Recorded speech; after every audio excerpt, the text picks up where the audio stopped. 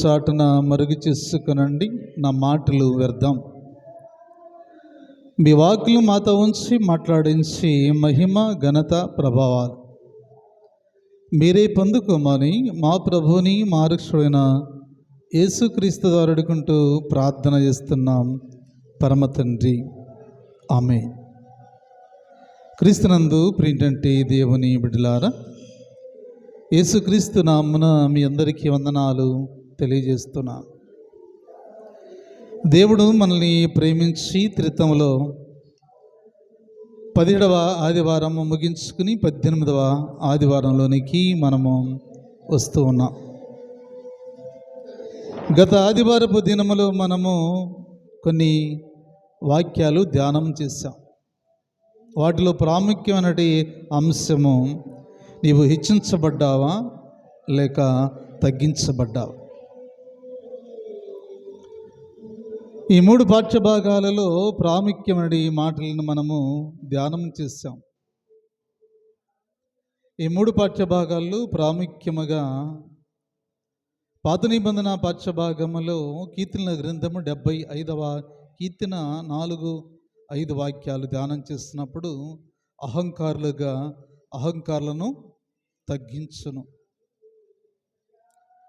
రెండవదిగా స్వార్థ పాఠ్యభాగము మత్తయి సువార్త 12వ అధ్యాయము 2వ వచనం, కపట హృదయములను తగ్గించును. మూడవదిగా హెబ్రీయులకు రాసిన పత్రిక 4వ అధ్యాయం 11వ వచనంలో అవిధేయత వలన పడిపోతున్నారు, అంటే తగ్గింపబడ్డారు. ఈ 3 విషయాలు గడిచినటువంటి ఆదివారపు దినాలలో మనము జ్ఞాపకం చేసుకున్నాం. త్రిత్వంలోని 18వ ఆదివారంలో మనం ఉన్నాం. దేవుడు మనల్ని ఎంతో ప్రేమించి ఆదరించి గణపరిచి సుఖదుఖములందు సంరక్షించి మనమందరము కూడా సజీవులుగా ఉంచి మరొక నూతనమైనటువంటి పరిశుద్ధ వారములోనికి దేవుడు మనల్ని ప్రవేశపెట్టినందుకు మొదటిగా దేవునికి కృతజ్ఞతాస్తులు చెల్లిస్తూ, ఈ దినము మన అంశము, నీకు కనికరముందా? ఈ దినాన దేవుడు మనతో ప్రశ్నిస్తున్న మాట, నీకు కనికరముందా?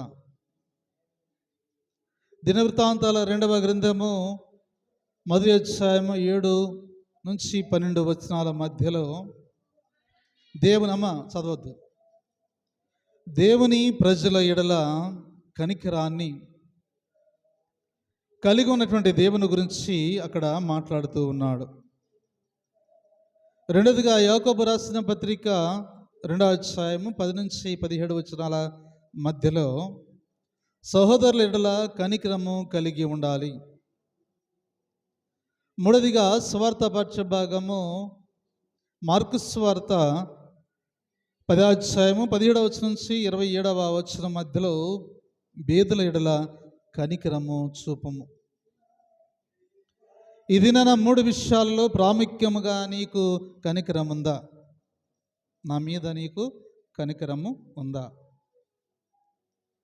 దేవుడి దినాన మనతో ప్రశ్నించడానికి, ఆ ప్రశ్నకు మనము జవాబు చెప్పేవారిలాగా ఉన్నామా అనేది ఈ ఉదయకాల సమయంలో మనము ఆలోచన చేసేవారుగా మనం ఉన్నాం. ప్రతి వ్యక్తి ఏదో ఒక దేవుణ్ణి పూజిస్తాడు. దానికి ప్రధానమైన కారణం ఏంటంటే దేవుని యొక్క కనికరము, దయ పొందవలనని ఆశపడుతూ ఉంటాడు. అయితే మానవుడు దేవుని కనికరమును ఎలా పొందుకొనుచున్నాడో అలాగే మనము కూడా తోటి సహోదరులను కూడా కనికరించేవారుగా మనం ఉండాలి. దేవుడు మనల్ని కనికరించినట్లుగా మనము కూడా మన పొరుగువాడిని లేకపోతే మన సహోదరుల్ని మనము కనికరించేవారుగా ఉండాలి. కానీ అలా చేయటం లేదు. ఎందుకు అలా చేయటం లేదు? కారణం ఏంటంటే మనుషుల యొక్క ఆలోచనలన్నీ కూడా చెడ్డవిగా ఉన్నవి. మంచి తలాంతులతో మనము దేవుని సన్నిధానంలోకి వచ్చినప్పుడు ఆ తలాంతులకి ప్రాముఖ్యముగా ఆ దీవెనలు పొందుకుని మనం వెళ్ళిపోతున్నాము. కానీ ఆ తలాంతులు కలిగిన వాడు సహోదరుల్ని కనికరిస్తూ ఉంటాడు. ఆ తలాంతులు లేనటువంటి వారు సహోదరుల్ని కనికరించారు.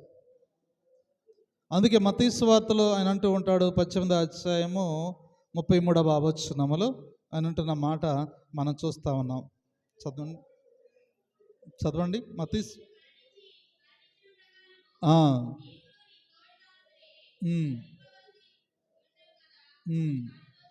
చాలు.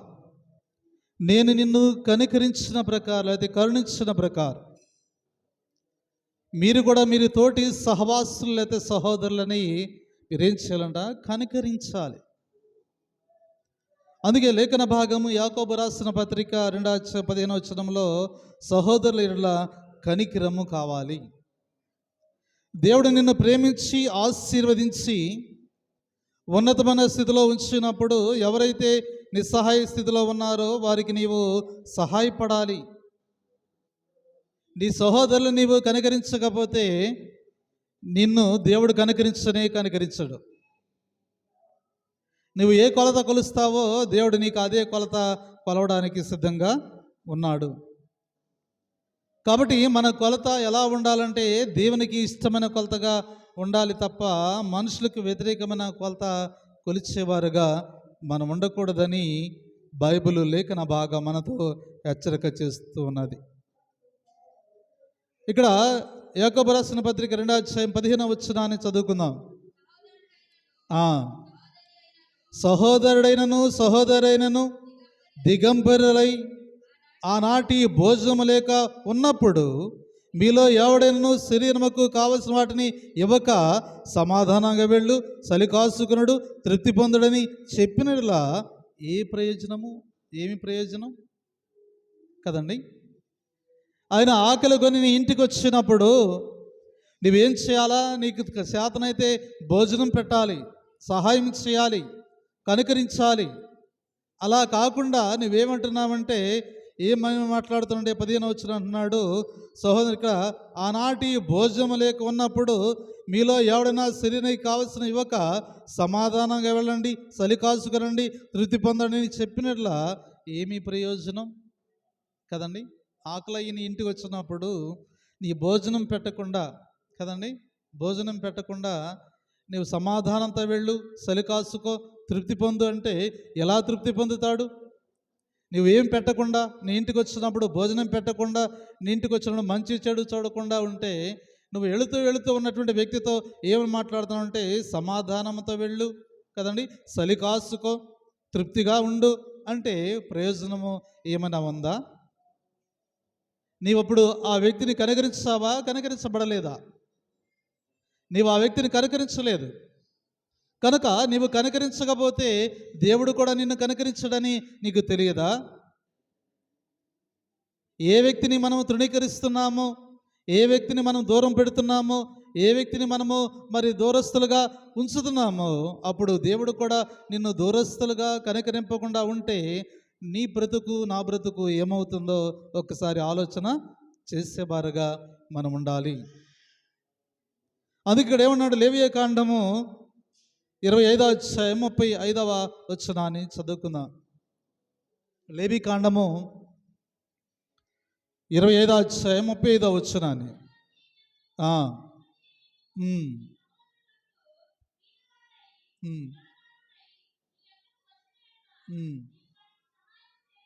చాలు. నిరాధుడై నీ యొద్దకు వచ్చిన ఎడల నీ వానికి సహాయము చేయవలెను. మన ఇంటికి ఎవరైనా వచ్చినప్పుడు మనము ఎలా ఉంటామో మనకు తెలుసు. నేను కొన్ని ఇళ్ళు దర్శించినప్పుడు వారి ముఖాన్ని చూస్తూ ఉంటా, వారి మనసును గమనిస్తూ ఉంటా, వాళ్ళ మాటలను ఎప్పుడు కాడు గమనిస్తూ ఉంటా, వాళ్ళతో మాట్లాడుతూనే వాళ్ళని గమనిస్తూనే ఉంటా. వీళ్ళ మనస్సులో ఎలాంటి భావాలు కలిగి ఉన్నావో, వీళ్ళ మనస్సులో ఎలాంటి ఆలోచన కలిగి ఉన్నదో అనేది నేను ఎప్పటికప్పుడు గమనిస్తూ ఉంటా. కారణం ఏంటంటే మనుషుల హృదయము మంచిగా ఉన్నప్పుడు సేవకుల్ని మంచిగా ప్రేమిస్తారు. వారి మాటలు ఆనందంగా ఉంటాయి, వారి మనస్సు ఆనందంగా ఉండిద్ది. వారి గృహాలకి మనం వెళ్ళినప్పుడు వారి మనస్సు అందముగా ఆనందముగా ఉండలేదంటే మన మీద అయిష్టం అనేది ఏర్పడింది అనేది మనకి అర్థమైపోతుంది. అందుకే ఇక్కడ ఏమంటానంటే, నీ ఇంటికి వచ్చిన వ్యక్తికి, నిస్సహాయ స్థితిలో ఉన్నటువంటి వ్యక్తికి, నిరాధుడై నీ యొద్దకు వచ్చిన వ్యక్తికి నీవు సహాయము చేయకపోతే దేవుడు నీ పట్ల ఎలాగూ సహాయం చేస్తాడు? నీవు ప్రతిదినము ప్రభా ప్రభా అని పిలుస్తున్నావు, కానీ నా బిడ్డలకి నీవు సహాయం పడినప్పుడు నేను నీకు ఎలాగూ సహాయము చేయగలుగుతానని ప్రభుత్వం నీతో అన్నప్పుడు నువ్వు ఎలా ఉంటావు ఒకసారి ఆలోచన చేసేవారుగా ఉండాలి. సౌలు దినాల్లో, సౌలుగా ఉన్నటువంటి దినాలలో సౌలు ప్రభు బిడ్డల్ని శిక్షించినప్పుడు, హింసించినప్పుడు సౌలుతో దేవుడు మాట్లాడుతున్నాడు. సౌలా సౌలా అంటుంటే ఎవరో ప్రభు అని అంటున్నాడు. నువ్వు హింసిస్తున్న యేసుని నేనే అంటున్నాడు ఆయన. నేను నిన్ను హింసించడం ఏంటి కదండి? నేను నిన్ను హింసించడమే. నిజంగా సౌలు దేవుని హింసించాడా? హింసించాడండి? చెప్పాలా మీరు వింటారు అసలు వాక్యం? నా వైపు తిరిగి చూడండి మీరు. సౌలు దేవుని హింసించాడా? హింసించలేదు, కానీ దేవుని బిడ్డలు హింసించాడు. ప్రభు ఏమంటున్నాడంటే, నా బిడ్డలు నీవు హింసించావు కనుక నన్ను నీవు హింసించిన వాడవే. కాబట్టి దేవుని బిడ్డలారా, అందుకే అన్నాడు, సహోదరుల ఎడల కనికరమ లేకుండా ప్రభా ప్రభని పిలుస్తున్నా నీవు ఎలాగూ కనికరాన్ని పొందగలుగుతున్నావో నీవు ఎప్పుడైనా ఆలోచన చేశావా? ఎప్పుడైనా దేవుణ్ణి అడిగావా? అయ్యా, నా పట్ల ఏమైనా తప్పిదమ కలిగిందేమో అని ఎప్పుడైనా దేవునితో నువ్వు సంభాషణ చేసావా అంటే సంభాషణ లేదు మనకి. కనుక ఏమంటారంటే, అందుకే ఆయన మాట్లాడుతున్న యెషయా గ్రంథంలో మనం చదువుకున్న యెషయా గ్రంథము 58వ అధ్యాయము 7-8 వచనాలు చదువుకుందాం. యెషయా గ్రంథము 58వ అధ్యాయం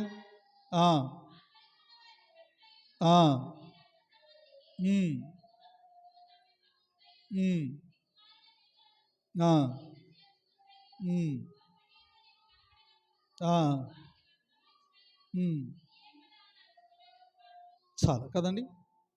ఆకలి కొనేవాడికి ఆహారం పెట్టుటయు, నీ రక్త సంబంధులకి ముఖము తప్పించకుండా ఉండుటయు, దిక్కుమాలిన దరిద్రులు నీ యొద్దకు వచ్చినప్పుడు వారికి ఒక వస్త్రాన్ని ఇచ్చుటయు, ఇదే కదా నేను కోరుకున్న ఉపవాసము. మన ఉపవాసము ఎవరి కొరకు ఉంటున్నాము? ఈ ఉపవాసము ద్వారా మనల్ని దేవుడు ఆశీర్వదిస్తాడా? ఈ ఉపవాస దినమును మనం ప్రార్థన చేస్తున్నాం, మన ప్రార్థనకి దేవుడు జవాబును కలిగిస్తాడా అనేది ప్రశ్నగా మిగిలిపోతుందే తప్ప దానికి జవాబును పొందుకునేవారుగా మనము లేము. ఎందుకంటే దేవుని కార్యాలు మనము చేయలేకపోతున్నాం. నీ ఉపవాసం ఉన్నప్పుడు నీ ఆహారాన్ని ఎవరికైనా పెట్టావా? దానికి మన దగ్గర నుంచి సమాధానం లేదు. వస్త్రహీనుడు నీ దగ్గరకు వచ్చినప్పుడు ఎవరికైనా నీ వస్త్రాన్ని ఇచ్చావా? సంవత్సరానికి ఒక్కసారి కదండి, శ్రమల దినాలు, ఈస్టర్ పండుగ వస్తుంది, ఎవరికైనా ఒక వస్త్రాన్ని మీరు దిక్కుమాలిన వారికి ఇచ్చారా? కదా, ప్రభు అడుగుతున్నాడు, ఇచ్చారా? పద్దాక ప్రార్థన చేస్తారుగా కదండి, ఏడ్చి ఏడ్చి కన్నీరు గార్చి ప్రార్థన చేస్తారు. ఎవరికైనా సహాయపడ్డారా? ఎవరికి సహాయపడం? వ్యర్థమైన కన్నీరు కార్చి ప్రభుని మనము శోధిస్తున్నామే తప్ప ప్రభుని సంతోషపరిచేవారిలాగా మనం ఉండలేదు. మన ఉపవాసము వ్యర్థమని మీకు తెలియదా? అందుకే దేవుడు అంటున్న మాట అంటే, సహోదరు ఎడల కనికరమ లేనికుండా నీవు కనికరాన్ని పొందాలంటే అది జరిగే పని అని అంటే అది జరగని పని. నీ రక్త సంబంధులకి ముఖం తప్పించద్దు కదండి. దిక్కుమాలిన వారు, దరిద్రులు, పేదలు నీ ఇంటికి వచ్చినప్పుడు కదండి, నీ ఇంటికి వచ్చినప్పుడు నీకు కలిగినటువంటి వస్త్రాన్ని నువ్వు ఇవ్వగలిగితే నిజంగా అప్పుడు దేవుడు నీ పట్ల సంతోషపడతాడు. అవన్నీ చేయకుండా మనము సమయానికి వచ్చి దేవాలయంలో ప్రార్థన చేస్తాం, కన్నీరు కారుస్తాం, కానీ ఆ కన్నీరు వ్యర్థమని మీరు ఎరగరా? సహాయపడకుండా కన్నీరు కార్చడము దేనికి? కనికరపడకుండా కన్నీరు కార్చడం దేనికి? దేవుని ప్రేమించకుండా ఇతరులను ప్రేమించకుండా నీవు కన్నీరు కార్చడం దేనికి? అది ఎవరికి ఉపయోగము? ఎవరికి ఉపయోగం ఉండదు. కాబట్టి అందుకే అన్నాడు, నెహెమీయా గ్రంథంలో మాట్లాడుతూ ఉన్నాడు, 5వ అధ్యాయము 5వ వచనం అన్నాడు, మా ప్రాణము మా సహోదరుల ప్రాణం వంటిది కాదా? మా పిల్లలు వారి పిల్లల వంటి వారిని పోలిన వారి వంటి వారు కారా అంటున్నారు. మా ప్రాణము మా సహోదరుల ప్రాణం వంటిది కాదా? మా పిల్లలు వారి పిల్లల వంటి వారు కారా అని నెహెమీయా ప్రశ్నిస్తున్నటువంటి మాట అది. కాబట్టి దేవుని బిడ్డలారా, మన బిడ్డలు వారి బిడ్డలు అనుకోవాలి, మన ప్రాణము వారి ప్రాణం అనుకోవాలి కదండి. మన ప్రాణం ఎలాంటిదో ఇతరుల ప్రాణము కూడా అలాంటిదే. మన బిడ్డలు ఎలాంటి వారో ఇతర బిడ్డలు కూడా అలాంటి వారని అనుకున్నవాడే క్రైస్తవుడు. అది దేవుని ప్రేమ వారిలో ఉన్నవారుగా ఉంటారు కదండి. అమ్మాని అందరూ పిలుస్తారు, అందరూ నాన్నని పిలవరే కదండి. నాన్న ఒక కుటుంబానికి నాన్న, కానీ అమ్మ అందరికీ అమ్మే కదండి. ఏ బంధము లేకపోయినా ఏ అనుబంధము లేకపోయినా ప్రక్కన వెళుతున్న వారు కూడా అమ్మ అని పిలిస్తే అది అద్భుతమైన మాట. కానీ అలాంటి వారు నానా అని పిలవలేరు, ఎందుకంటే నానా అని పిలిచేవారు రక్త సంబంధులే. కాబట్టి దేవుని బిడ్డలు అందుకే అన్నాడు, మా పిల్లలు మీ పిల్లల వంటి వారు కారా? మా ప్రాణము మీ ప్రాణం వంటిది కాదా? అలాంటప్పుడు మీరు సహోదరుని కనికరించకపోతే దేవుడు మిమ్మల్ని ఎలాగూ కనికరిస్తాడు? ఎలాగూ కనికరాన్ని పొందుతారు? ఎలాగో ఆయన ఆశీర్వాదాలు పొందుతారు, ఆయన దీవెనలు అందుకుంటారు? ఒకసారి మీరు ఆలోచన చేసేవారుగా మీరుండాలి. రక్త సంబంధులే కాకపోవచ్చు, కానీ విశ్వాస మరి సమాజంలో ఆత్మీయ సహోదరులు అనగా తోటి విశ్వాసులు కూడా సహోదరులే. అలాంటి వారికి మనం ఏం చేయాలంట? సహాయము చేయకుండా నీతి వాక్యాన్ని బోధిస్తే ఈ ప్రయోజనం ఏమైనా ఉందా కదండి. మేమందరము సహోదరులమయ్యా, మేము పుట్టాలమంటూ ఇప్పుడు కాదు, రక్షణ పొందిన కాడ నుంచి మేమందరం సహోదరులమే అని చెప్తారు పైకి కదండి. లోపల మాత్రం చాలా చాలా ఉంటాయి.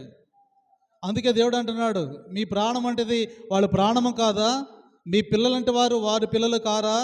ఎందుకు వారి మీద ద్వేషము, అసూయ, పగ, ప్రతీకారాలతో మీ హృదయాన్ని మీరే పాడు చేసుకుంటున్నారు, మీ దీవెనలు మీరే దూరపరుచుకుంటున్నారు, దేవుని యొక్క ఆశీర్వాదాలు ఎందుకు మీరే పోగొట్టుకుంటున్నారు, దేవుని యొక్క కనికరాన్ని ఎందుకు మీరే పోగొట్టుకుంటున్నారు? ఎప్పుడైనా ఆలోచన చేశారా? ఎప్పుడైనా ఆలోచన చేశారా? ఎప్పుడు మనం ఆలోచన చెయ్యం. అందుకే ప్రభు మాట్లాడుతూ ఉన్నాడు కదా, నా గొర్రెలు నా స్వరము వినును. అవి ఎక్కడున్నా దేవుని స్వరం వింటాయి. అవి ఏ ప్రాంతాన ఉన్నా, ఎలాంటి ఇబ్బందుల్లో ఉన్నా, ఇరుకులో ఉన్నా, ఆ స్వరము దేవుని యొక్క స్వరము గొర్రెలకు తెలుసు కనుక గొర్రెలతో దేవుడు మాట, నా గొర్రెలు నా స్వరము వినును అని చెప్తున్నాడు. కాబట్టి దేవుని బిడ్డలారా, దేవుని స్వరం వినేటువంటి గొర్రెల్లాగా ఉన్నారా? దారి తప్పిపోయేటువంటి గొర్రెల్లాగా ఉన్నారా? చెవిటి గొర్రెల్లాగా ఉన్నారేమో, విననట్టుగా వెళ్ళిపోతున్నారు. ఆ దినము రాబోతున్నది, ఆ దినాన దేవుడు నిన్ను ప్రశ్నించే దినం రాబోతున్నది. ఆ దినము నీవు దేవునికి సమాధానము ఏమని చెప్తావు?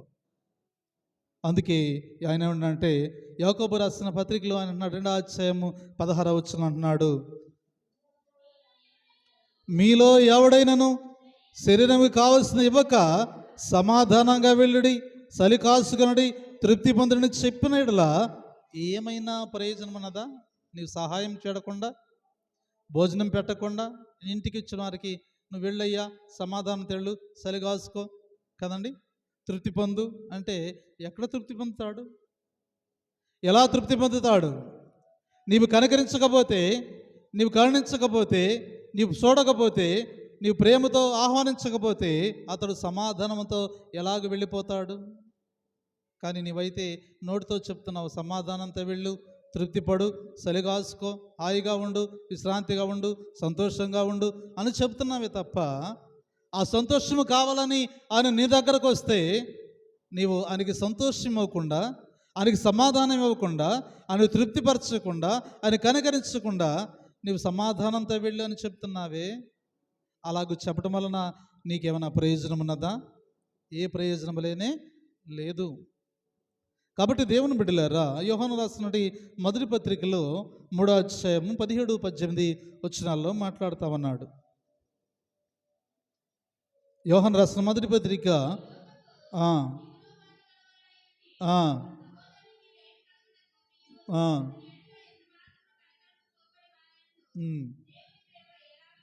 చాలు కదండి. ఈ లోకపు జీవనోపాధి కలవాడై ఉండి తన సహోదరునికి లేమి కలుగుట చూసి కరికరము చూపని వాని యందు దేవుని ప్రేమ ఎలాగ ఉంటుంది? ఎలాగుంటుందండి? వాక్యం చెప్తున్నా, నేను చెప్పట్లేదు కదండి. ఈ లోక జీవనోపాధి కలిగివాడు అనగా సంపద కలిగి ఉన్నావు. సంపద కలిగి ఉండి కూడా తన సహోదరులు ఏమీ లేని పరిస్థితిలో ఉన్నప్పుడు అతన్ని నీవు కనికరించకపోతే కదండి, అతను నీవు కనికరము చూపకపోతే ఏం చేస్తానంట? దేవుని ప్రేమ ఎలాగూ నిలుస్తున్నది? నీ యందు ఎలాగో నిలుస్తున్నది? నీవు సహోదరుని చూస్తేనే తప్ప దేవుని ప్రేమ నీళ్ళు నిలవదు కదండి. మనము గొర్రెలమే కానీ మూగ గొర్రెలం, సమాధానం చెప్పలేని గొర్రెలం. ఎందుకంటే మన మనస్సులో ఉన్నది బయటికి చెప్పుకోలేనటువంటి గొర్రెలం. అందుకే దేవుడు మాట్లాడుతూ, నా గొర్రెలు నా స్వరము వింటాయి, విన్నవై సమాధానం చెప్తాయి కదండి. వినవి సమాధానం చెప్పలేవు. ఇప్పుడు మనం ఎలాంటి గొర్రెలం అంటే చెవిటి గొర్రెలము, మూగ గొర్రెలం. మనకు తెలుసు, సమాధానం తెలుసు, కానీ చెప్పం కదండి. అవునా కాదా అనేది సమాధానము చెప్పం, గోప్యంగా ఉంటాం కదండి. దేవుడు కూడా ఒక దినాన నీ విషయంలో గోప్యంగా ఉంటే నీ పరిస్థితి ఏమిటి ఒకసారి ఆలోచన చెయ్యి. ఈ దినాన్ని నీవు గోప్యంగా ఉన్నావు, దేవుడు నిన్ను బట్టి గోప్యంగా ఉంటాడు. గోప్యంగా ఉన్నప్పుడు అది మరి ఎలాంటి తీర్పు పొందుతావో మనకు తెలియదు. నిన్నేం చేస్తాడంట? తీర్పు లేకుండా అలాగే పెట్టేస్తాడు అనుకోండి, నీ పరిస్థితి ఎలా ఉంటుందో ఒకసారి ఆలోచన చేయాలి. అందుకే మంచి అయినా చెడైనా అది ఎస్ అయితే ఎస్, నో అయితే నో అని చెప్పేవారుగా మనం ఉండాలి. కాబట్టి దేవుని బిడ్డలారా, అందుకే ఆయన అన్నాడు, చూపనివాని యందు దేవుని యొక్క ప్రేమ ఎలా ఉంటుంది? కనికరాన్ని చూపనివాని యందు దేవుని ప్రేమ ఎలా ఉంటుందండి? దేవుని ప్రేమ ఉండదు. ఈ దినము మన దేశము సుసంపన్నంగా శాంతియుతంగా ఉండడానికి గల కారణం ఏంటో తెలుసండి? ఏంటో తెలుసా కారణం? క్రైస్తవులు చేసే ప్రార్థన. ప్రతి దినము చేసేటువంటి ప్రార్థన, విజ్ఞాపన ప్రార్థన మన దేశాన్ని, మన రాష్ట్రాన్ని, మన గ్రామాన్ని రక్షించడానికి గల కారణం ఏంటంటే ఏకునే లేచి కదండి, ఏకునే లేచి సంఘం కొరకు, గ్రామం కొరకు, దేశం కొరకు, రాష్ట్రాల కొరకు ప్రార్థన చేయటము ద్వారా అనేక మంది సేవకులు, సేవకురాండ్లు, విశ్వాసులు ప్రార్థన చేయటము ద్వారా ఈ దేశము శాంతియుతంగా ఉన్నది ఇప్పటి వరకు కదండి. శాంతియుతంగా ఉన్నది కారణం ఏంటంటే ఎవరో 199 మంది చేయకపోయినా ఒక వ్యక్తి అయినా సహాయపడుతున్నాడు. కాబట్టి ఆ సహాయాన్ని బట్టే ఈ సంఘము, లేకపోతే ఈ గ్రామము, లేకపోతే ఈ దేశము, ఈ రాష్ట్రము మరి సుసంపన్నంగా ఉన్నదంటే కారణము అదే. మన ప్రార్థన వ్యర్థము కానీ కాదు. దానికి ఎక్కడ దేవుడు ఫలితమిస్తాడో అక్కడే ఫలితమిస్తాడు. ఏ కాలమందు దేవుడు ఫలితమిస్తాడో ఆ కాలమందు ఆయన ఫలితం ఇవ్వడానికి సిద్ధంగా ఉన్నాడు అని చెప్తున్నాడు. రెండవ విషయాన్ని జ్ఞాపకం చేస్తూ ఉన్నాడు. మార్కు సువార్త 10వ అధ్యాయము 21వ వచనాన్ని చదువుకున్నాం.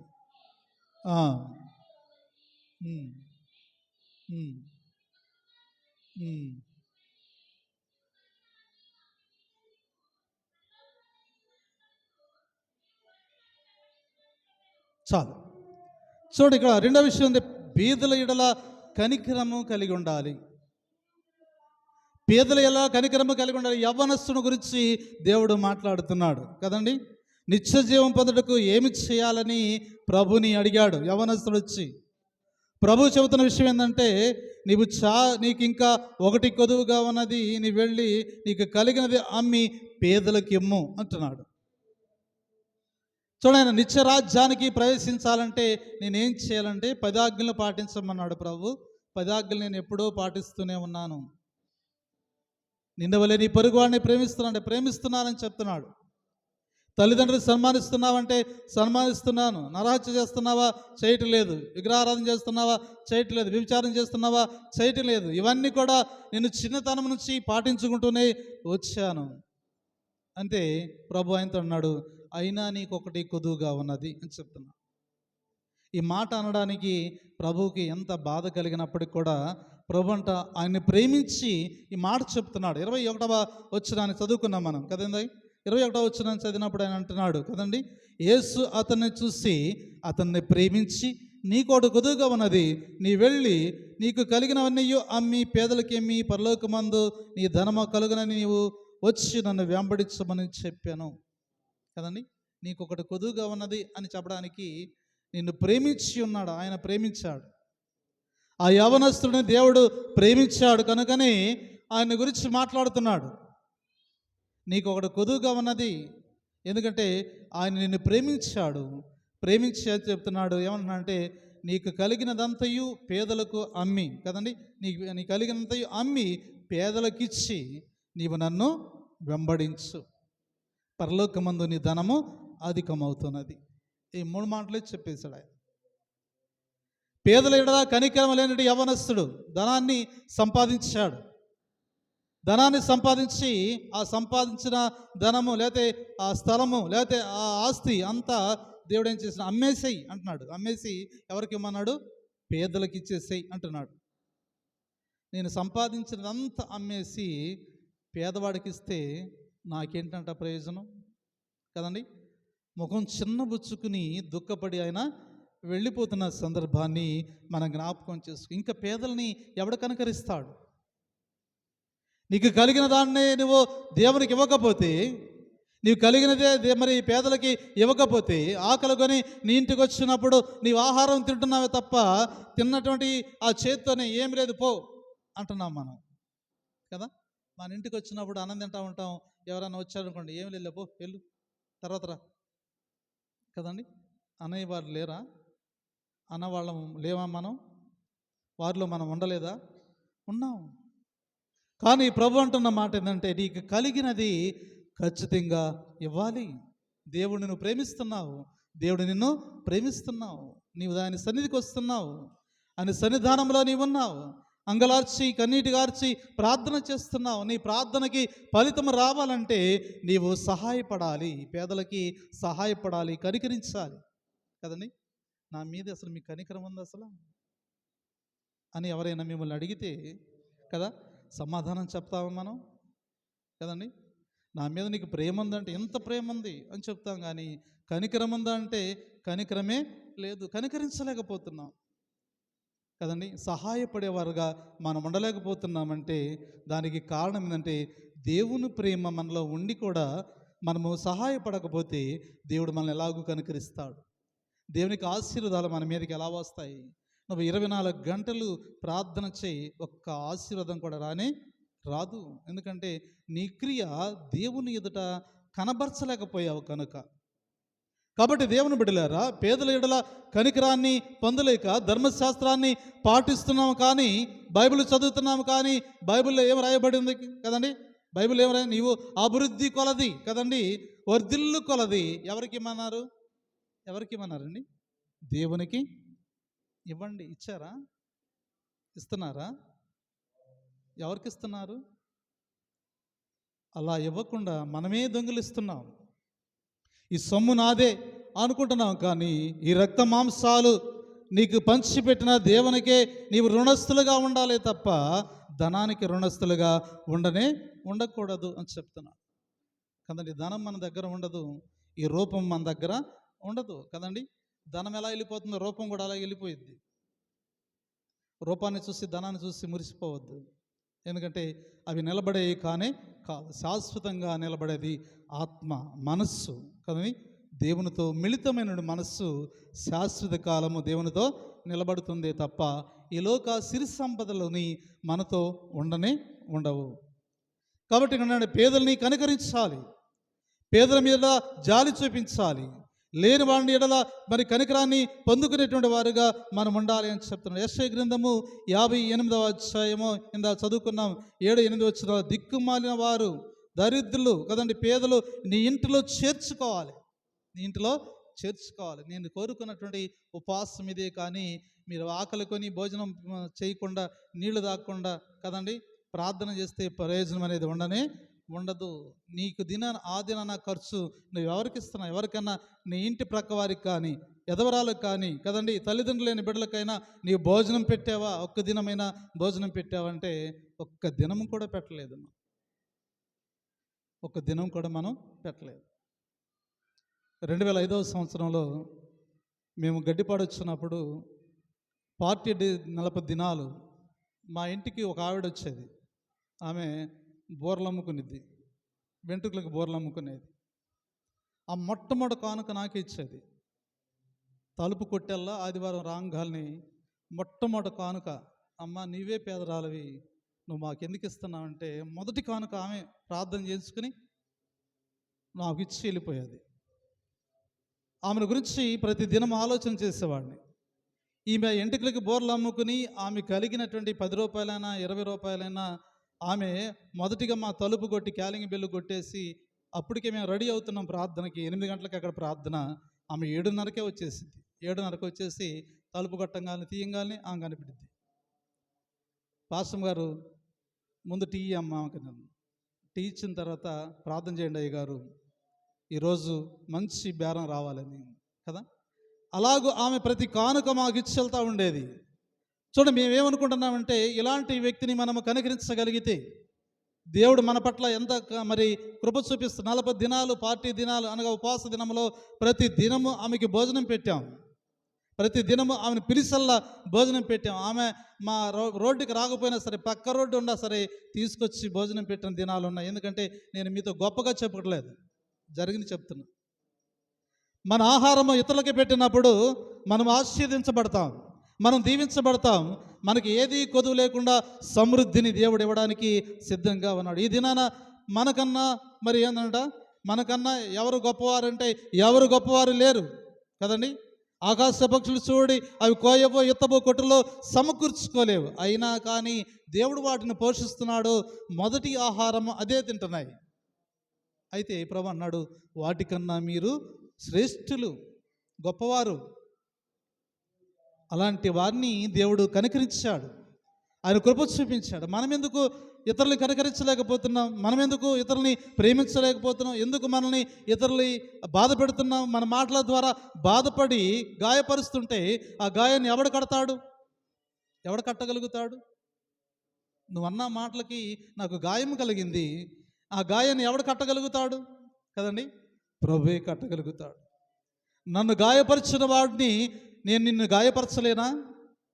మనిషిగా నేను గాయపరచకూడదు, కానీ ప్రభు నిన్ను గాయపరచడానికి సిద్ధంగా ఉన్నాడు.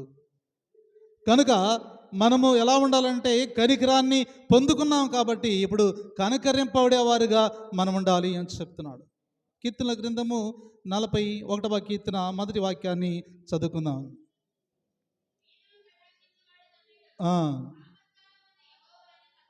చాలు కదండి. పేదల్ని కటాక్షించువాడు ధన్యుడు, ఆపద కాలమందు దేవుడు ఆయన్ని తప్పిస్తాడు. ఆపద కాలము కలిగినప్పుడు మనకు తెలియకుండానే దేవుడు మనల్ని రక్షించడానికి సిద్ధంగా ఉన్నాడు.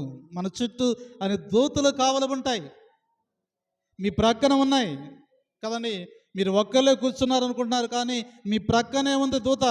మీకు తెలియకుండానే మిమ్మల్ని కాపలా కాస్తున్నది. మీ ఆత్మలకి మరి ఆత్మలు చెడిపోకుండా కదండి, ఆత్మలు తప్పిపోకుండా దేవుని వాక్యం వినడానికి మీ చుట్టూ ఉన్నటువంటి వలెముగా కదండి, కంచిగా దేవదూతలతో మీరు మాట్లాడబోతున్న మాటని దేవదూత మీతో మాట్లాడుతుంది, కానీ మీకు తెలియదు. మీ ప్రక్కనే ఉన్నది కదండి. సాతాను కూడా మన ప్రక్కలే ఉండిద్ది, అది మన ముందు ఉండిద్ది, వెనక ఉండిద్ది, ఆవరించి ఉండిద్ది. కాబట్టి దేవుని బిడ్డలారా, కనికరాన్ని చూపించే వారిగా మనం ఉండాలి అని చెప్తున్నాడు. కాబట్టి రోమపత్రిక 15వ అధ్యాయము 25, 26, 27 వచనాలు చదువుకుందాం. రోమపత్రిక 15వ అధ్యాయము 25, 26, 27. ఆ, అమ్మ స్పీడ్ తగ్గించు, కొంచెం స్లోగా చదువు.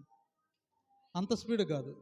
ఆ, ఆ, ఆ, ఉమ్, ఉమ్, ఉమ్,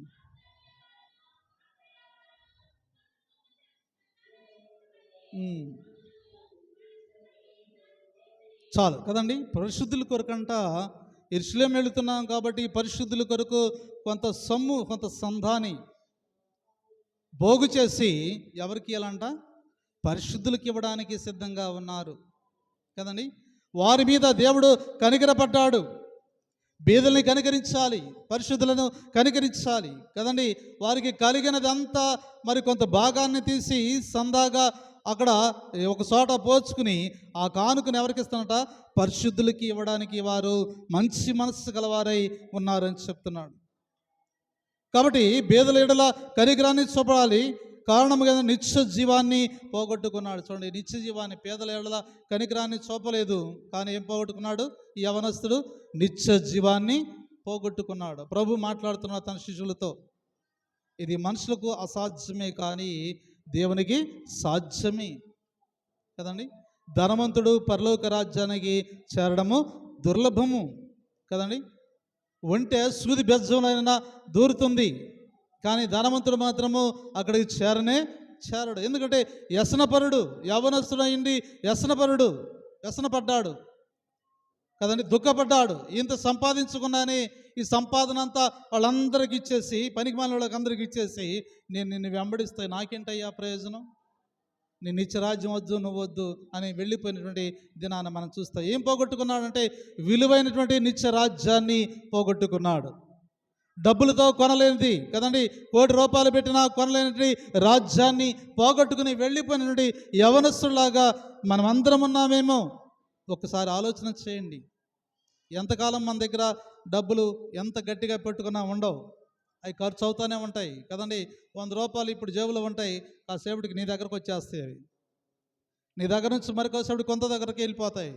అలాగది తిరుగుతూనే ఉంటుంది తప్ప తిరగనిది ఒకటే ఉంది, అది ఏంటంటే ఆత్మ. దేవునితో మిళితమైన ఆత్మ స్థిరముగా ఉంటుంది.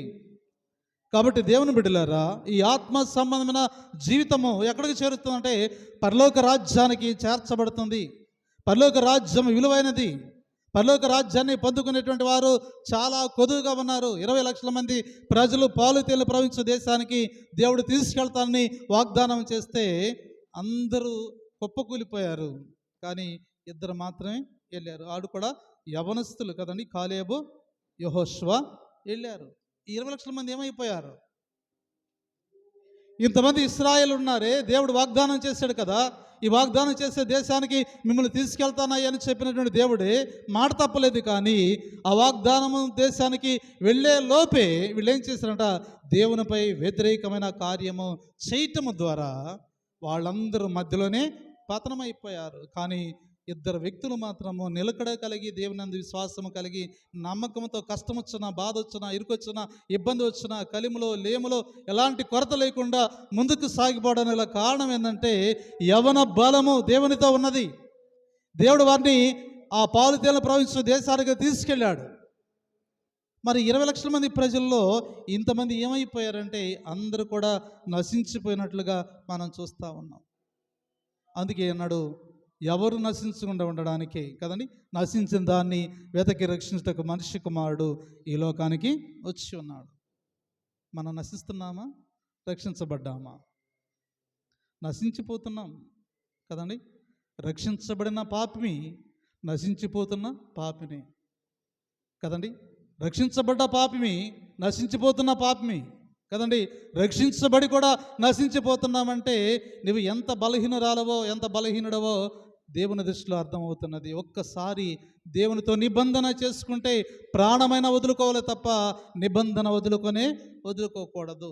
దేవునితో ఆషామాషగా ఉండకూడదు, ఆయన పరిశుద్ధతో ఆషామాషగా ఉండకూడదు. అందుకే అన్నాడు, ఉంటే చల్లగానైనా ఉండండి, లేకపోతే వెచ్చగానైనా ఉండండి, కానీ నులివెచ్చని అటు ఇటు జీవితంగా మీరు ఉంటే ఏమైపోతారంట?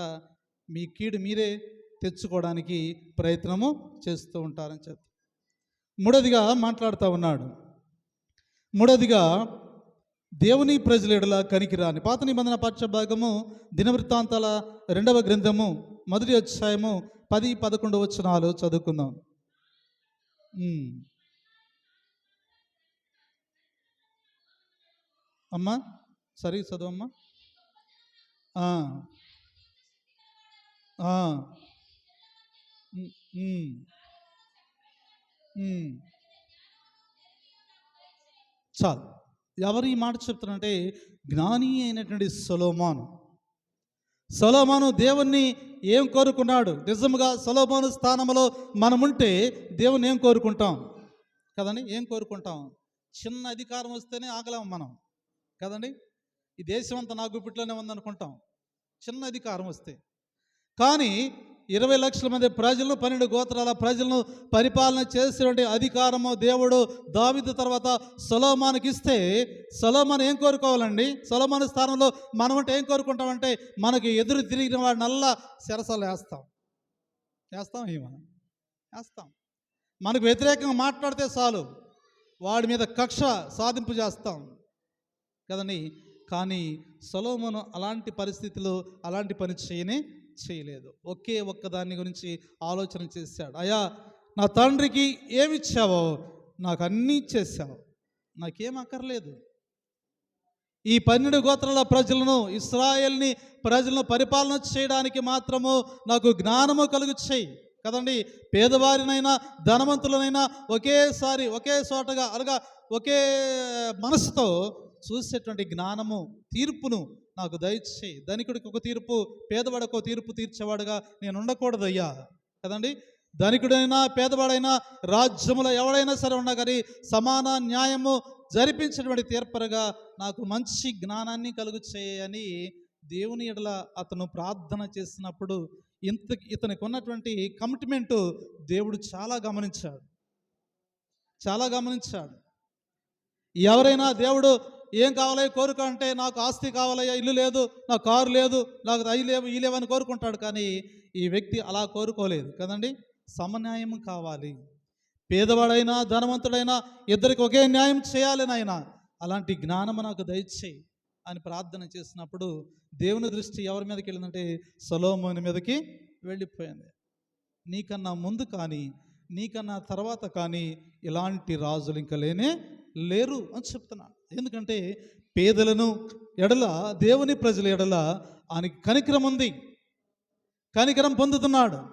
ప్రతి వారిని నేను కనికరించాలి అని ఆలోచన కలిగి ఉన్నాడు. అందుకే సొలొమోను ఏం చేశాడంటే దేవుని కనికరాన్ని పొందాడు కనుక సొలొమోను ద్వారా పేద ప్రజలకి ఆయన కనికరాన్ని పొందేవాడుగా ఉండాలి. అందుకే రాజు సమర్థుడై ఉండాలి కదండి. రాజు అసమర్థుడుగా ఉండకూడదంట, రాజు సమర్థుడై ఉండాలి. రాజు యొక్క కోరికను మరి దేవుడు ఏం చేశాడంట? నిరాకరించలేదు కదండి. నిరాకరించలేదు. కానీ జ్ఞానంతో పాటు ఐశ్వర్యము, జ్ఞానంతో పాటు ధనము, జ్ఞానంతో పాటు సిరి సంపదలను అన్నిటినీ కూడా కదువు లేకుండా ఇచ్చేశాడు. అంటే దేవుని కనిపినంటే దేవుని యొక్క ప్రేమ సొలొమోను ఎడల ఎంత గొప్పగా ఉన్నదంటే సొలొమోను దేవునికి వ్యతిరేకంగా ఏ ఒక్క మాట కూడా మాట్లాడలేదు. దావీదు కూడా అలాగే విధేయత చూపించాడు. దావీదు తర్వాత దేవుడు బాగా మెచ్చుకున్నటువంటి వ్యక్తి ఎవరైనా ఉన్నారంటే సొలొమోనే.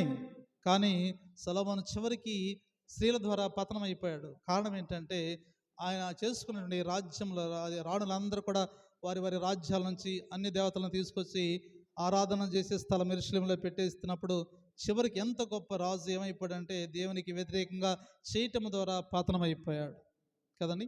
మేము కూడా అంతే. ఎంత ప్రార్థన చేసినా, ఎన్ని వాక్యాలు చెప్పినా, ఎన్ని ప్రార్థన చేసినా దేవునికి వ్యతిరేకంగా ఎప్పుడైతే మేము చేసామో మాకు తెలియకుండానే దేవుడు మమ్మల్ని పతనము చేస్తాడు. అందుకే ప్రతి దినము భక్తి కలిగి ఉండాలి, భయం కలిగి ఉండాలి. దేవుని సందంటే భయభక్తులు కలిగి ఉన్నటువంటి కుటుంబాలుగా మనం కొనియాడబడాలి అని చెప్తున్నారు. అందుకే ఏమన్నా ప్రజలు ఎడల, దేవుని ప్రజల ఎడల సొలొమోనుకి ఏం చేసిన కనికరము పొందుకున్నాడు. చూడండి, ఇక్కడ లేవియా కాండము 19వ అధ్యాయం 17వ వచనాన్ని చదువుకుందాం. లేవియా కాండము 19వ అధ్యాయం 17వ వచనాన్ని.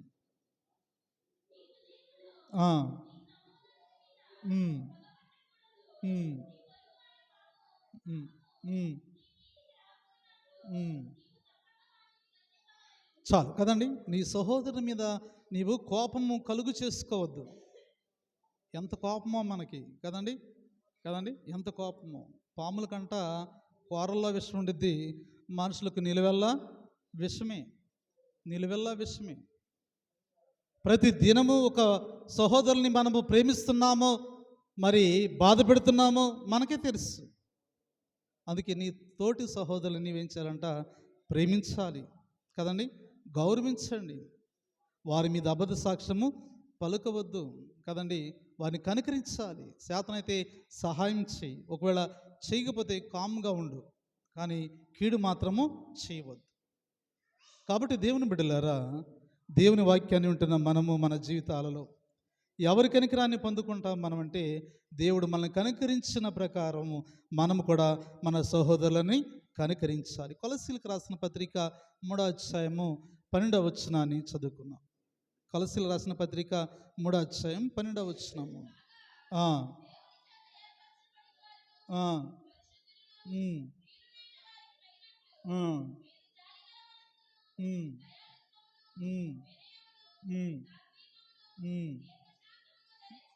చాలు కదండి. దేవుని చేత ఏర్పరచబడిన వారికి, పరిశుద్ధులకును తగినట్టుగా ఇవి అనగా ఎలా ఉండాలో కదండి, ఎలా ఉండాలి, దయాళత్వము కలిగి, సాత్వికము కలిగి, ప్రేమ కలిగి మీరు ఉండండి కదండి.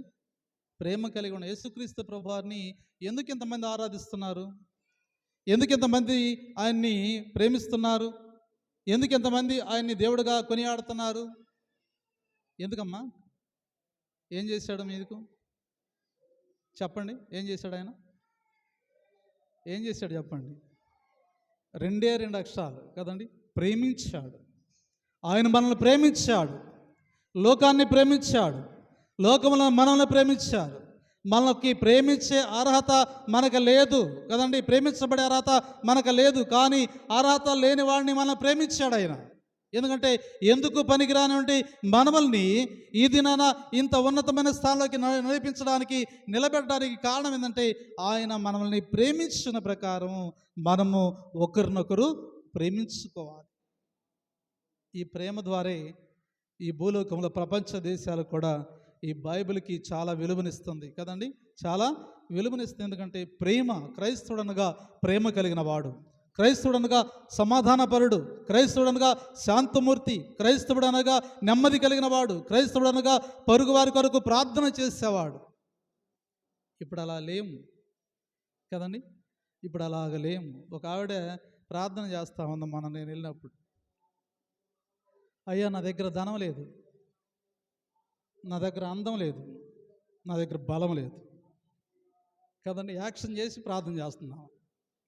నా దగ్గర ధనం లేదు, నా దగ్గర బలం లేదు, నా దగ్గర అందం లేదు, పక్కంటి వాళ్ళకి చాలా ఉంది, నాకు ఎందుకు ఇవ్వలేదు కదండి. ఇదా ప్రార్థన? ఈ ప్రార్థన దేవుడు మెచ్చే ప్రార్థన? నీకు డబ్బు కావాలా, అందం కావాలా, బలం కావాలా? అవన్నీ నీకు ఇప్పుడో ఇచ్చేసాడు దేవుడు కదండి. నీకున్న అందముతోనే కదండి, అందమైన మనసు ఉంటే చాలు, అందమైన రూపం ఉండక్కర్లేదు కదండి, అందమైన మనసు ఉంటే చాలు కదండి. ఏందమ్మా నల్లగా ఉంది, బాగా నల్లగున్నా మనసు తెల్లగా ఉండిద్ది కదండి. నేను ఎర్రగున్నా మనసు మురిగ్గా ఉందేమో చెప్పలేం కదా కదండి. రూపాన్ని చూసి మురిసిపోవద్దు, కానీ కదండి మనస్సు అందంగా ఉండాలి కదండి. ఆ ప్రార్థన అలా ప్రార్థన చేస్తాను, అయ్యా నాకు ఎట్లా అంటుంది, మళ్ళీ యాక్షన్ చేస్తా, నాకు డబ్బు లేదు కదండి, నాకు బలం లేదు, నాకు అందం లేదు, యాక్షన్ చేస్తాను. నేను కళ్ళు తెరిచి చూస్తూ ఉన్నా కదండి, ఆ ప్రార్థన చేస్తాను, నేను కళ్ళు తెరిచి చూస్తూ ఉంటాను. నేను కొంతమంది ప్రార్థన చేసేటప్పుడు కళ్ళు తెరిచి చూస్తూ ఉంటా కదండి. ఇలాగూ ప్రార్థన చేస్తున్నారు, ఇలాంటి ప్రార్థన. ఆ పక్క వాళ్ళకి అందం ఇచ్చావు, ఐశ్వర్యం ఇచ్చావు, బలం ఇచ్చావు, ధనం ఇచ్చావు, గుణం ఇచ్చావు, నాకెందుకు ఇలా పోట్లాడినట్టే కదండి. ఇది కాదండి ప్రార్థన. కనికరించబడేటువంటి ప్రార్థన చేయాలి, కరుణ చూపించేటువంటి ప్రార్థన చేయాలి, దేవుని మనసును కరిగించేటువంటి ప్రార్థన అయ్యా ఒక్కసారి నా ప్రార్థన ఆలకించయ్యా, ఒక్కసారి నా మీద కనికర చూపించయ్యా, ఒక్కసారి నా ప్రార్థనకి జవాబును కలుగు చెయ్యా, నీతో మాట్లాడే అర్హత నాకు లేదయ్యా అని ప్రాధేయపడి దేవుని సన్నిధిలో ప్రార్థన చేస్తే నీ ప్రార్థనకి దేవుని యొక్క హృదయము కరిగిపోతుంది. హిజ్కియా చేసిన ప్రార్థన అదే కదండి. కన్నీటి ప్రార్థన చేసి, ఎలాంటి ప్రార్థన చేస్తాడో కన్నీటి కార్చాడని చెబుతున్నా, కానీ ఆ కన్నీటి వెనుక ఎంత మనోబాధ ఉందో ఆయనకి ఎవరికీ తెలియదు. అలాంటి బాధతో ప్రార్థన చేశాడు, అయ్యా నీ సన్నిధానం నన్ను ఎలాగూ నడుచుకున్నాను కదండి, నీ కృపతో ఒక్కసారి నన్ను జ్ఞాపకం చేసుకునే లైనే మనకు తెలుసు. కానీ ఆ లైన్ వెనక ఎన్ని మరి బాధలు కలిగి ఉన్నాడో, ఎంత ప్రార్థన చేశాడో, ఎంత తాను తగ్గించుకుని ఎలాంటి జీవితము ప్రభు నుంచి ఒక మేలు పొందుకోవడానికి ఎంత ప్రార్థన చేశాడో, అంత ప్రార్థన చేయగానే ప్రభు యొక్క కన్నీరు కార్చినట్టు ఈ కన్నీరు దేవుని దృష్టిలో అది ఎలాంటి గొప్పదైపోయింది. కనుక ఆ హిజ్కియా చేసిన ప్రార్థనకి ఆయన కనికరపడ్డాడు. హిజ్కియా కనికరపడ్డాడు కదండి. ఎమ్మటి సమాధానాన్ని దేవుడు కలుగు చేశాడు. అంతేకాని నాకు డబ్బు లేదు, నాకు దానం లేదు, నాకు సౌకర్యం లేదు, నాకు అందం లేదు, దానికి అందం ఇచ్చావు ఇవి కాదు ప్రార్థన చేసేది కదండి. ప్రార్థన క్లుప్తంగా ఉండాలి కదండి. ప్రార్థన యథార్థంగా ఉండాలి. ప్రార్థన చెవులకు ఇంపుగా ఉండాలి. ప్రార్థన ప్రభువుని కిందికి దించాలి. ఇలాంటి ప్రార్థన మనం నేర్చుకోవాలి తప్ప ఊరంతా తిరిగి వచ్చి ఆమెననే ప్రార్థన కాదు. కాబట్టి దేవుని బిడ్డలారా, ఇప్పుడు మనం ఎలాంటిదంటే, మనం ఎలా ఉన్నామంటే కనికరపడేవారుగా మనము ఉండాలి. నీ కనికరం ఉందా? నిజంగా కనికరం ఉందా? కనికరం ఉందా మీకు కాపరి ఎడల? కనికరం ఉందా విశ్వాసుల ఎడల? కనికరం ఉందా మీకు అసలు? అయ్యా అన్ని నీళ్ళు వచ్చినాయే, మీరు వచ్చారా? ఒక్కరోజన్నా కనికరించారా? ఒక్కరోజన్నా పలకరించారా కదా? మీ కనికరం ఉందా అసలు? నేను అడగను, దేవుడు అడిగే రోజు వస్తుంది మిమ్మల్ని కదండి. మీ మనసులో గద్దించే రోజు వస్తుంది, మీ మనసుకి బుద్ధి చెప్పే రోజు వస్తున్నది కదండి. నేనైతే అడగను, అడగాల్సిన అవసరం లేదు. కానీ దేవుడు ఒక దినాన్ని అడుగుతాడు కదండి. నా సేవకుని మీ యొద్దకు పంపిస్తే కదండి, మీరేం చేశారు? ప్రవక్తలను తన్ని సంపి పంపిన దానా కదండి. నీలో రాతి మీద రాయి ఉండని దినం రాబోతున్నదని యెరూషలేముతో దేవుడు సవాలు చేసి మాట్లాడాడు. ఒక దినాన మీ పరిస్థితి కూడా అలా ఉంటుందేమో. కానీ ఇప్పుడైనా కనికరపడండి, ఇప్పుడైనా జాలి పడండి కదండి. ఇతరులని ప్రేమించేవారుగా మనం ఉండగలిగితే దేవుడు మనల్ని ప్రేమిస్తాడు. కాబట్టి నీకు కనికరం ఉందా అని ప్రభు అడుగుతుంటే నీ సహోదరులు నీవు కనికరించాలి కదండి. రెండవది ఏం చేయాలంట? బీదల ఎడల నీవు కనికరాన్ని చూపించాలి. మూడోదిగా దేవుని ప్రజల ఎడల నీవు సొలొమోనులాగా కనికరాన్ని చూపించాలి. అలా కనికరించినప్పుడే దేవుని దృష్టిలో మనం కనికరపడతాం కదండి.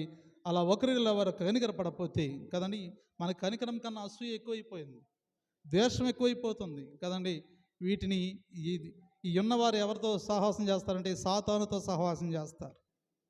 నువ్వు ఎంత ప్రార్థన చేసినా, నేనెంత ప్రార్థన చేసినా, నాలో కుయుక్తి కుచితాలు అసూయ ద్వేషాలు ఉంటే నా ప్రార్థన దేవుడు ఆలకించడు, మీ ప్రార్థన దేవుడు ఆలకించడు. చిన్న ప్రార్థన సమాధానంతో చేయగలిగితే కదండి, చిన్న ప్రార్థన మంచి ప్రేమతో చేయగలిగితే, చిన్న ప్రార్థన కదండి మనము సమాధానపడి చేయగలిగితే అవి గొప్ప ఆశీర్వాదాలు మన మీదకి వస్తాయి. కాబట్టి నీవు నేను కూడా దేవుని చేత కనికరించబడ్డాం, కానీ మనము కూడా ఇతరుల్ని కనికరిద్దాం. అలా చేయడానికి పరిశుద్ధాత్మ దేవుడు సహాయం చేసి నడిపింపచేయునుగాక. సమస్త జ్ఞానం ఇచ్చిన దేవుని సమాధానము యేసుక్రీస్తు వలన మీ హృదయములకు మీ తలంపులకు కావలియుండునుగాక. దేవా